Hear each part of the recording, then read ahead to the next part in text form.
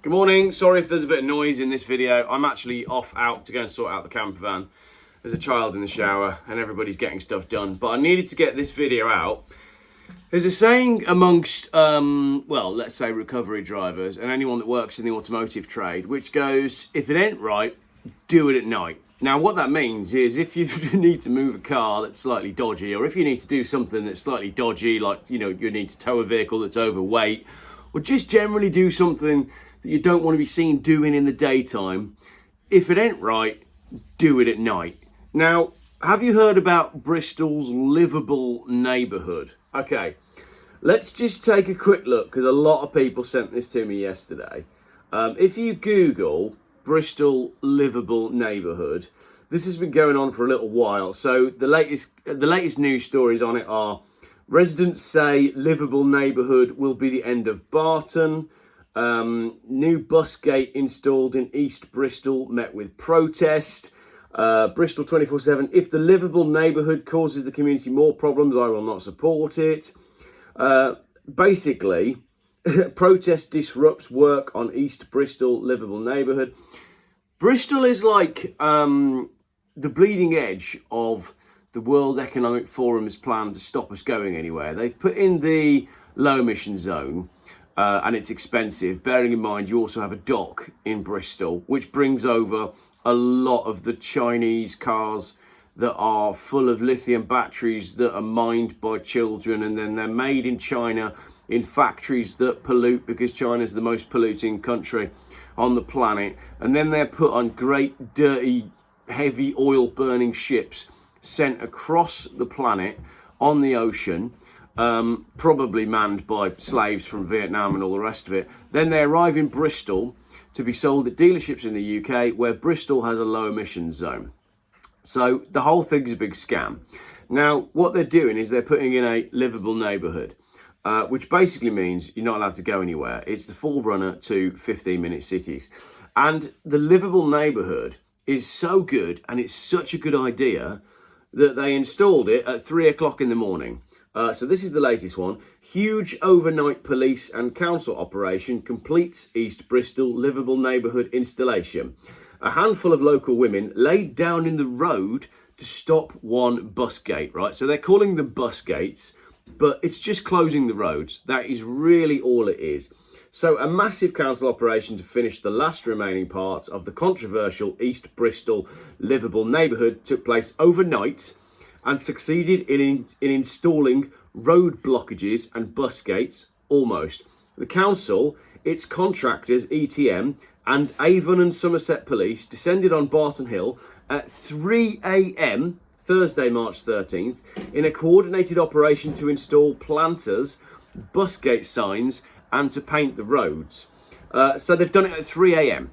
A small group of residents were alerted and began trying to stop them from around 4:30 a.m, but with a huge police operation and coordinated programme to work at multiple locations at the same time, the contractors, ETM, worked almost unhindered for the first time in Barton Hill.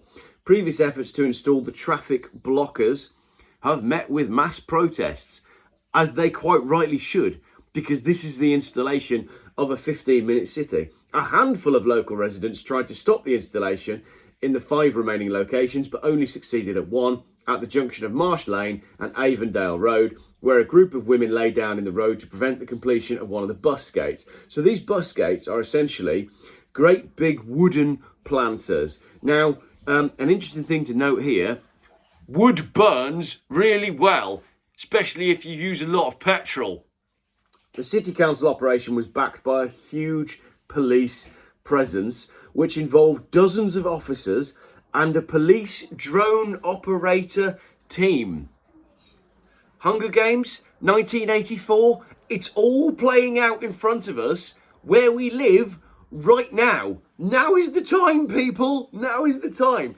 When they're announcing a livable neighbourhood that requires a huge police presence, dozens of officers and a drone operator team, they're not even hiding the fact that they are actively working against the population. This is not in the interests of the people at all. If it was in the interests of the people, they'd install it in the middle of the day and the people would be there going, brilliant, thank you, this is great. Thank you for installing this. This is going to be much better for the community.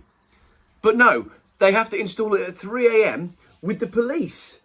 This is insane, people. This is insane. One police liaison officer was filmed telling the protesters they would be blocking the highway if they continued with their protest. Amazing. So the protesters are threatened by the police with being charged with blocking the highway so that the police can assist the contractors in a council-backed scheme to block the highway. This is why I'm working on my camper van and not making videos, because I can't take much more of this, even though the highway had already been blocked by the ETM's lorries.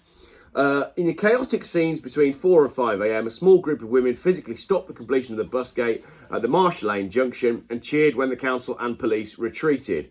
But the dawn revealed the council workmen had been successful in installing the controversial planters, road blockages and bus gates in other locations. The bus gates on Avondale Road do not yet appear to be operational. Temporary electronic signs indicate it's not yet active, but the work to complete the East Bristol Liveable Neighbourhood has been completed in other locations. One of the residents who came out in the middle of the night was Fadumo Farah, who lives in nearby Barton House. We got out after 4:30 a.m, but they'd been there since 3. I've never seen more police in one place. There must have been 60 of them, and they had the drone up. We had to split up to try and get all locations, but we couldn't manage it. This is a military operation, basically, working against human beings. That's exactly what this is. We laid down in the road at Avondale Road, about 4 of us, and they stopped their work and left. First light revealed the result of the direct action protest. The bus gate entrance for drivers heading east on Avondale Road toward Marsh Lane Junction has been installed, but it reads bus gat. They haven't finished the E on the end. Around the area, more streets have been blocked up to motorised traffic, including Victoria Avenue. They're shutting down Bristol and turning it into a 15-minute city where you won't be able to drive your car in and you won't be able to go anywhere. Bristol is turning into a third world shithole, just like Birmingham and all the other places, and it's all part of the plan. When you have 60 police officers on hand to aid the installation of road blockages, you've got some major problems. If you're involved in this Bristol thing, if you're one of the people at the protest, drop me an email and get in touch, because the other thing that I want to talk about, and this will be coming up on a future video, is Bristow and Sutor. Hey, babe, do you remember Bristow and Sutor? Yeah, Mrs. Geoff remembers Bristow and Sutor, and they scarred us with the memories. There's currently an anti-Bristow and Sutor movement going on because these are the scumbags based in Redditch that are chasing everybody for their low emission ULEZ fines, and I want to get involved. So if you're involved with any of this stuff going on in Bristol, or any of this stuff that's taking place with the Bristow and Sutor thing, do send me an email. I want to get you on the channel and talk about what's going on. I'd be happy to come down to Bristol and come and check this out, because this is just, well, this is like the next phase, isn't it? Why are the police getting involved? What is the job of the police? What is the actual role of the police? It is to protect the citizens. It is not to protect the interests of a council that is actively working against the people. This is proof that they don't work for you, and they don't work for me, and they don't work for us. They're all working for whatever higher power it is that is telling them to shut down the roads. Cool, right, finished now. Can't take any more of that. I'm going to go carry on building my camper van and get out of here. But if you're involved in any of this Bristol stuff, send me an email.